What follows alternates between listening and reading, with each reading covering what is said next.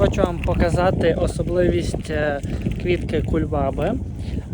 Вона дуже часто росте біля дороги.